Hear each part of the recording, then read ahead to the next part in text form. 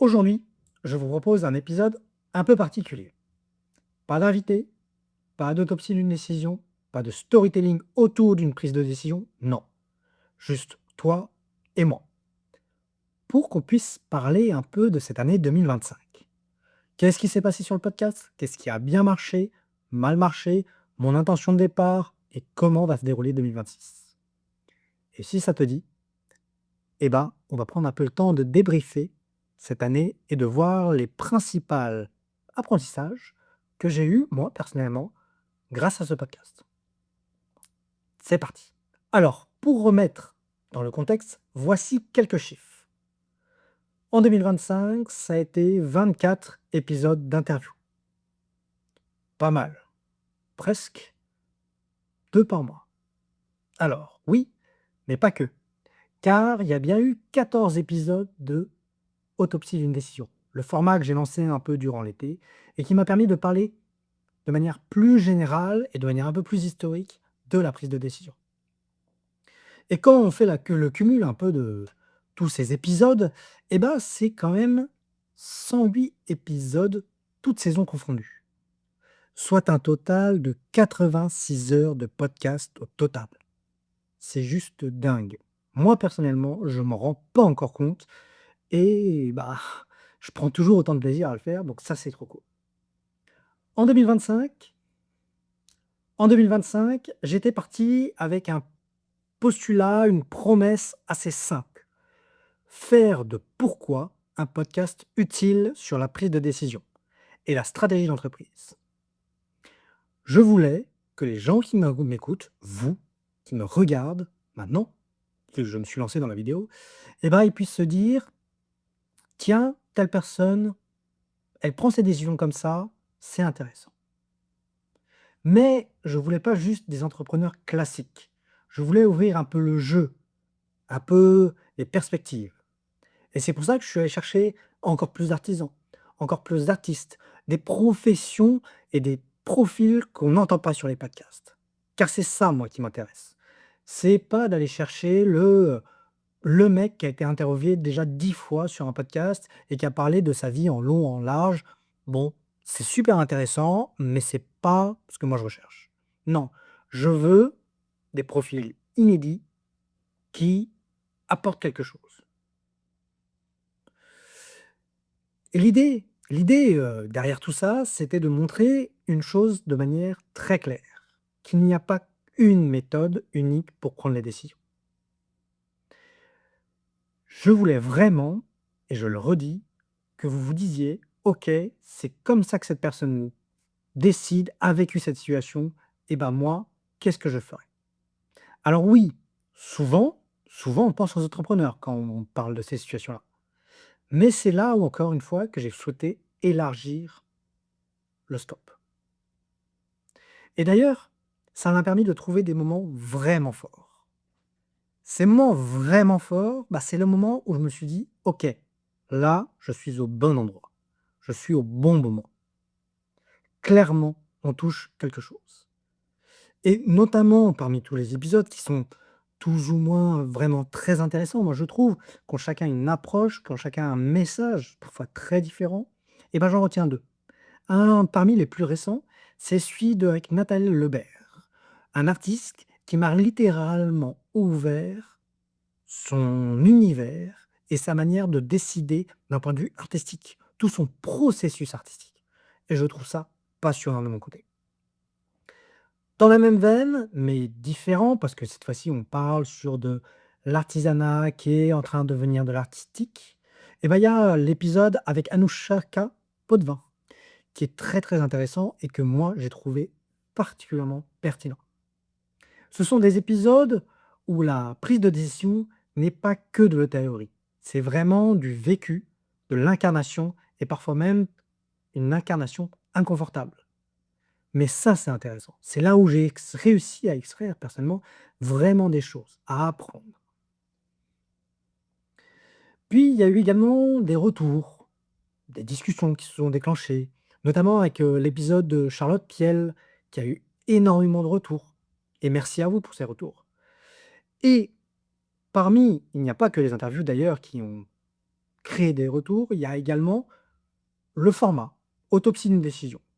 Un démarrage un peu timide, normal, c'est un nouveau format, durant l'été, bon, mais quand j'ai fait mon épisode un peu bilan d'autopsie d'une décision, les 4 leçons pour éviter le naufrage, et ben là, une réponse de dingue. Merci, tout simplement merci. Et ça c'est en clairement ce que je recherche. Également, 2025, il y a eu plusieurs nouveautés. Je me suis vraiment lancé sur d'autres plateformes. Avant, vous écoutiez ces épisodes que sur, Ocha ou sur, iTunes ou sur, Spotify, voilà. Mais je me suis lancé sur YouTube et maintenant en vidéo. Si vous connaissez pas, si vous êtes, aujourd'hui à l'audio d'ailleurs, bah, n'hésitez pas à aller checker ça. Puis j'ai testé des nouveaux formats sur Instagram, Reels, YouTube Short, voilà. Et ça, je prévois d'en faire d'autant plus. Mais ça, je vous en parle un peu plus tard. Car maintenant, parlons un peu de vous. Vous, oui, vous qui m'écoutez là, où vous en êtes? L'audience, je ne vais pas l'avouer, est plutôt en une croissance faible, mais stable. Vous êtes toujours de plus en plus et ça me fait d'autant plus plaisir. Il y a des épisodes que vous avez appréciés, vraiment, des chiffres de dingue, et d'autres épisodes, bah, qui ont moins marché. Et puis j'ai conscience qu'en me développant sur d'autres plateformes, et ben, je touche d'autres publics, des nouveaux publics, des gens qui me découvrent et ça, c'est toujours très intéressant. Et puis surtout, il y a ceux et je voudrais faire un gros big up à ceux qui me reviennent de manière très régulière. Celles-ci vont se reconnaître, notamment, et bah, ceux qui reviennent régulièrement, je tenais à vraiment vous remercier. Vous remercier de votre présence et de votre régularité à écouter le podcast. Merci. Alors bien sûr, il y a eu des échecs. Je voudrais les citer quand même parce que, je voudrais les remettre en avant ces épisodes. Parce que moi je trouve qu'il y a quand même quelque chose.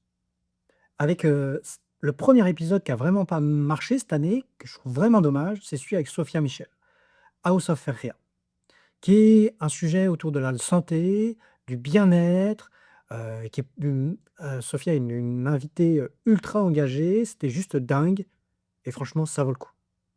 Un deuxième épisode, c'est celui, bah, avec, Catherine Blond, qui était, l'ancienne bâtonnière du barreau de Rennes, donc dans le domaine du droit. Alors j'ai bien conscience que c'est un domaine un peu, compliqué, mais là, ce qui m'intéressait dans ce domaine-là, bah, c'est de toucher du doigt vraiment des domaines qui sont régulés et on ne peut pas faire n'importe quoi, on ne peut pas prendre n'importe quelle décision et c'est ça qui m'intéressait de gratter et de manière, plutôt étonnante d'ailleurs, un troisième épisode, c'est celui avec Hélène Jaffrelot, sur l'accompagnement, d'entrepreneurs et elle délivre un nombre de conseils phénoménal pour lancer sa boîte, bien porter sa boîte et je trouve que cet épisode est vraiment sous-coté.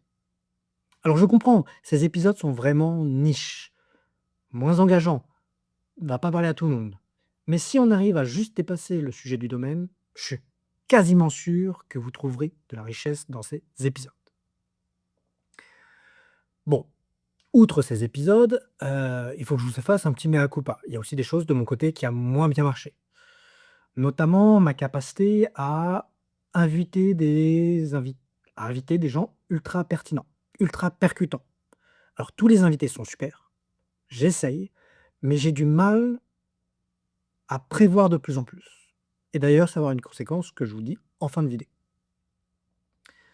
Donc, j'ai surévalué un peu mes capacités. Ça a été des fois un peu ric-rac, je ne vous cache pas, ça a été parfois un peu fait avec les ongles, mais jusqu'à présent, j'ai réussi à répondre au rythme que j'avais d'une fois par mois.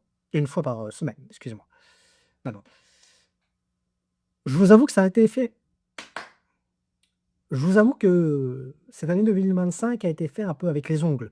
Un peu d'aller chercher les invités et de pouvoir garder ce rythme d'une fois par semaine.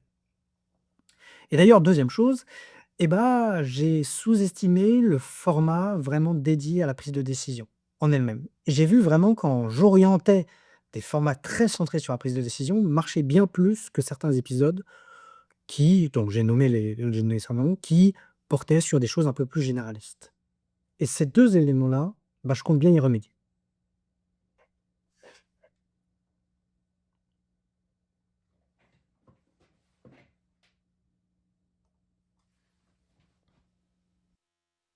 Si on en vient sur le sujet de la prise de décision, qu'est-ce que moi j'ai appris sur cette année 2025? Et premièrement, ce que j'ai observé, c'est que chez presque tous mes invités, quel que soit leur domaine, quelles que soient leurs compétences, il y a énormément d'intuition dans la prise de décision. Effectivement, beaucoup d'intuition, ça me revient très souvent. Il n'y a pas vraiment de méthodologie formalisée où ils ont une structure, qui savent comment prendre des décisions.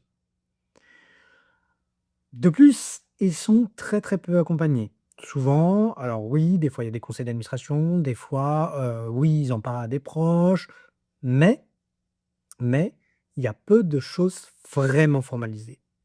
Ou pour des décisions très impactantes et notamment dans des petites structures, notamment pour des artisans, il n'y a pas des cadres ou des gens vers qui vont se tourner et se dire: «Tiens, est-ce que tu penses de ça? Voilà, comme ça» et avoir une vraie réflexion et ça, je trouve que ça manque vraiment et d'autant plus que quand ils commencent à avoir un peu une méthodologie, ils ont beaucoup, beaucoup de mal à parler clairement de leur process et ça, c'est intéressant. Ça, c'est les constats que j'ai fait chez les gens. Maintenant les constats que j'ai fait moi. Les constats que j'ai fait moi sont très simples. C'est d'abord de croire que les décisions doivent être complètement détachées des émotions, du ressenti. Ça, j'ai vraiment compris que c'était faux. Alors je m'en doutais avant, j'avais une espérance que ce soit pas vrai parce que moi je cherche vraiment à dégager une méthodologie, mais tout simplement, il faut se rendre à l'évidence, il faut que je me rende à l'évidence. La décision est très liée au ressenti, aux émotions et ça, c'est vachement intéressant. Deuxième apprentissage et que j'avais déjà un peu dans l'esprit, mais qui m'a renforcé dans cet esprit, c'est qu'il faut oser tester, essayer quand on parle de prise de décision. Il n'y a pas une bonne prise de décision, il n'y a pas de bonne décision. La qualité de la décision ne dépend que de l'exécution et d'oser, tester, essayer. Et ça, c'est vraiment capital. D'ailleurs, c'est quelque chose que je vais m'appliquer, cette oser, tester, essayer, que je vais m'appliquer moi-même en tant que hôte. Parce que, j'en suis pas parfait, loin de là. J'apprends tout au long des interviews que je peux faire et je commence à comprendre de mieux en mieux un peu là où, j'ai des forces, parce que j'ai quelques forces, mais là où j'ai aussi des faiblesses. Notamment sur mon rôle de provoquer des réponses, de traduire, de faire rebondir. Voilà, c'est vraiment quelque chose que je vais travailler sur les prochains épisodes et vous allez comprendre que, heu, je vais essayer d'aller plus en précision sur la prise de décision, sur les expériences de mes invités, parce que je veux vraiment, vraiment creuser cet aspect-là. Donc ça, moi, c'est mon boulot sur 2026. D'ailleurs, il faut qu'on parle de 2026, car il y a des choses qui vont changer. En 2026, je vais, toujours dans la même veine, affirmer ma ligne éditoriale du podcast, la rendre toujours plus claire, faire moins de récits chronologiques. Je me suis rendu compte que souvent ça m'enfermait dans un cadre, parler des expériences au fur et à mesure et vraiment faire un focus sur la décision et la stratégie. En fait, l'idée derrière, c'est que je veux faire parler mes invités de leur expérience, oui, mais quand ils parlent de l'expérience et notamment des expériences qui ont ce que moi j'appelle un peu pivot, donc là où il y a des décisions impactantes qui sont prises, je veux repérer ces moments et qui nous amènent, qui nous expliquent dans quelles circonstances ils étaient à l'époque, comment ils ont réfléchi et bien sûr, et ça c'est quelque chose qui me manquait jusqu'à aujourd'hui, c'est de se dire: «OK, a posteriori, comment ils reviennent sur leurs décisions? Comment ils réfléchissent sur les décisions? Comment ça s'est passé?» et ça, c'est vraiment un sujet que j'ai envie d'approfondir. En parallèle, sur d'autres formats, peut-être plus face caméra, j'ai vraiment envie d'explorer la méthodologie de la prise de décision, les biais cognitifs, les cas concrets et leurs impacts réels de la prise de décision sur des entreprises. Ça, c'est des choses que j'ai déjà commencé à faire en 2025, mais j'ai vraiment envie de, de fonder ça sur la année 2026 et de trouver un format spécifique. Alors, quelles donc vont être les conséquences quand je parle de tout ça d'un point de vue 2026? Et ben, la conséquence principale, c'est que en voulant renforcer la qualité, le passage au format vidéo et améliorer des choses sur le format qui est existant d'interview, mais aussi créer d'autres formats, et ben, ça va prendre du temps. Ça va prendre du temps et donc je vais devoir réduire le rythme des vidéos, du moins des interviews. Et oui, avant j'étais à 4 épisodes par mois, donc un par semaine. En fin 2025, j'étais passé à 3 interviews plus une, histoire d'entreprise, ce que moi j'appelle histoire d'entreprise. Et là, bah, en fait, je vais radicalement réduire et je vais passer à 2 vidéos par mois. Car oui, ou du moins en format long, et je vais revenir sur ça. En format long, je vais passer sur une interview plus une vidéo format historique, encore plus sourcée, encore plus explicitée. Je veux aller dans le concret des décisions historiques et de comprendre vraiment qu'est-ce qui s'est passé dans la tête des interlocuteurs. Et donc ça va me prendre beaucoup plus de temps et donc je vais réduire le rythme.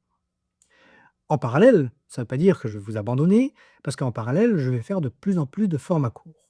C'est aussi des choses qui m'intéressent, des petits shots comme ça, réguliers, de TikTok, Reels, YouTube Short, que vous retrouvez sur toutes les plateformes de cours, où je parle de prise de décision un peu plus rapidement, des petits tips, des choses courtes, qui ne méritent pas des épisodes dans la longueur complète, mais qui sont quand même très intéressants. Et ça va venir très très rapidement.